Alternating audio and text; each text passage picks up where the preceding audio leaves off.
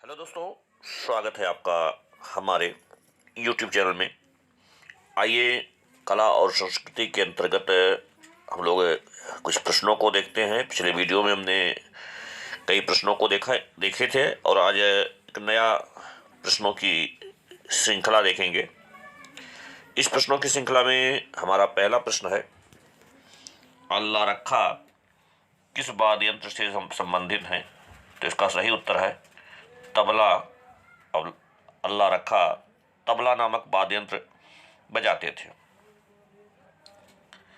अगला प्रश्न है, गोविंद स्वामी पिल्लई का संबंध किस वाद्य यंत्र से है? गोविंद स्वामी पिल्लई, जी हाँ दोस्तों, गोविंद स्वामी पिल्लई वायलिन बजाते थे। अगला प्रश्न है, पन्नालाल घोष का संबंध किस वाद्य यंत्र से है? तो पन्नालाल घोष का संबंध बांसुरी से है, ये बांसुरी बजाया करते थे। हमारा अगला प्रश्न है, पालाधर रघु का संबंध किस वाद्य यंत्र से है? तो इनका संबंध मृदंग से है, मृदंगम उसी को कहा जाता है।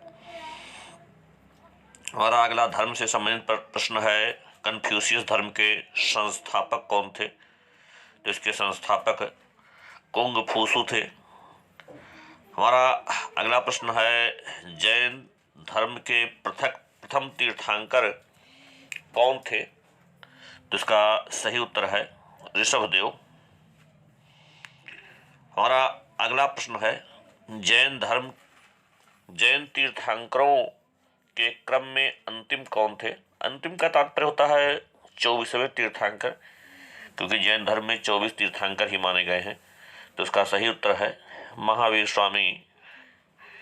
इसमें महावीर ही केवल विकल्प में दिया है।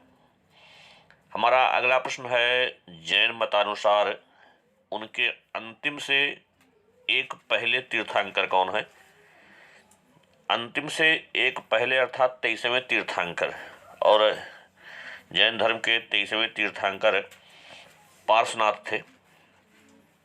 हमारा अगला प्रश्न है, संगीत यंत्र तबला का प्रचलन किया? दोस्तों, इसका प्रचलन अमीर खुसरो ने किया था।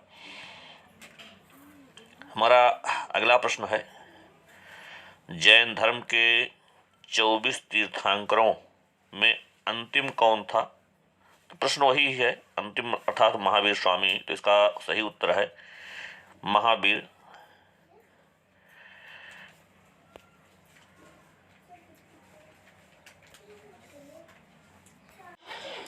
हमारा अगला प्रश्न है, अल्बर्ट आइंस्टीन कौन सा वाद्य यंत्र बजाने में निपुण थे? तो अल्बर्ट आइंस्टीन बड़ा सुंदर वायलिन बजाया करते थे। हमारा अगला प्रश्न है, जैन धर्म के वास्तविक तीर्थंकर कौन थे? तो इसका सही उत्तर है जो 24वें तीर्थंकर थे महावीर स्वामी, यही वास्तविक तीर्थंकर थे। हमारा अगला प्रश्न है, भरहुति भूमि संबंधित है हिंदू धर्म से, बौद्ध धर्म से, इस्लाम धर्म से, जैन धर्म से? तो इसका सही उत्तर है बौद्ध धर्म से, क्योंकि भरहुत से एक स्तूप मिला हुआ है, मध्य प्रदेश में है।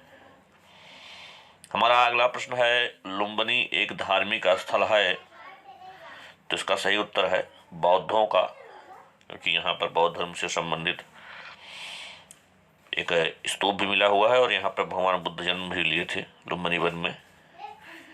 अगला प्रश्न है, बौद्ध धर्म की किस शाखा के मंत्र हठ योग एवं तांत्रिक आचारों की प्रधानता थी? तो इसका सही उत्तर है वज्रयान।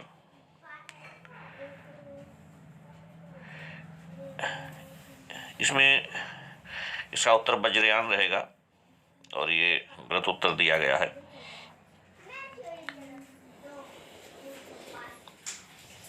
दोस्तों, कला जगत की महान हस्ती लता जी के निधन पर उनको भावभीनी श्रद्धांजलि। ईश्वर उनकी आत्मा को शांति दे। और दुख की इस घड़ी में परिवार को सांत्वना दे, यह हमारे देश के लिए एक अपूरणीय क्षति है। हमारा अगला प्रश्न है, खालसा किस धर्म से संबंधित है? तो इसका सही उत्तर है सिख धर्म से संबंधित है। हमारा अगला प्रश्न है, सिखों के 10वें और अंतिम गुरु गुरु गोविंद सिंह किसके पुत्र थे? तो इसका सही उत्तर है गुरु तेग बहादुर के पुत्र थे। अगला प्रश्न है, मुंह से बजाया जाने वाला वाद्य यंत्र है? तो इसका सही है अलगोजा। हमारा अगला प्रश्न है, किस सिख गुरु के पश्चात सिख गुरु का पद वंशानुगत हो गया? तो इसका सही उत्तर है गुरु रामदास। हमारा अगला प्रश्न है, गुरु अर्जुन देव सिखों के कौन से गुरु थे? तो इसका सही उत्तर है 5वें गुरु थे। हमारा अगला प्रश्न है, संगीत यंत्र सितार मिश्रण है? तो इसका सही उत्तर है बीड़ा और तंबूरे का। हमारा अगला प्रश्न है, बुदई महाराज का संबंध किस वाद्य यंत्र से है? तो इसका सही उत्तर है तबला। हमारा अगला प्रश्न है, हरि प्रसाद चौरसिया जिनका हाल ही में निधन हो गया थे, एक प्रवीण वंशी वादक, ये बांसुरी बजाया करते थे। हमारा अगला प्रश्न है, प्राचीन सिक्कों पर बीड़ा बजाते हुए दिखलाया गया है कौन से हिंदू राजा थे? तो इसका सही उत्तर है समुद्रगुप्त। इसी को बीड़ा वादनी मुद्रा कहा दिया गया है।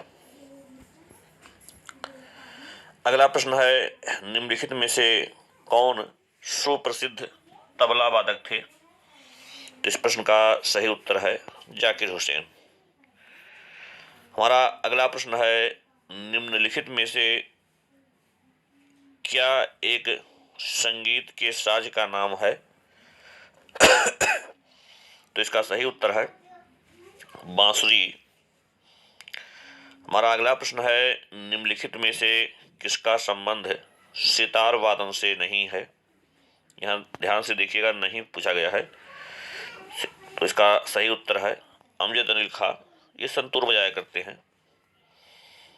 हमारा अगला प्रश्न है, निम्नलिखित 4 वेदों में से किस एक में जुदाई, माया और वशीकरण का वर्णन है? तो इसका सही है अथर्ववेद। हमारा अगला प्रश्न है, सर्वप्रथम शूद्र की चर्चा किस धार्मिक ग्रंथ में मिलती है? तो इसका सही उत्तर है ऋग्वेद। ऋग्वेद के 10वें मंडल में चारों वर्णों का उल्लेख किया गया है। अगला प्रश्न है, एकमात्र वर्ण जो गद्य और पद्य में दोनों लिखा गया है? तो इसका इन्हीं एकमात्र वेद जो गद्य और पद्य दोनों में लिखा गया है, तो इसका सही उत्तर है यजुर्वेद। तो दोस्तों, हम लोग आर्ट और कल्चर से संबंधित कुछ प्रश्नों को देखें। कुछ और प्रश्न अगले वीडियो में देखेंगे। हमसे जुड़ने के लिए आप सबका बहुत बहुत धन्यवाद।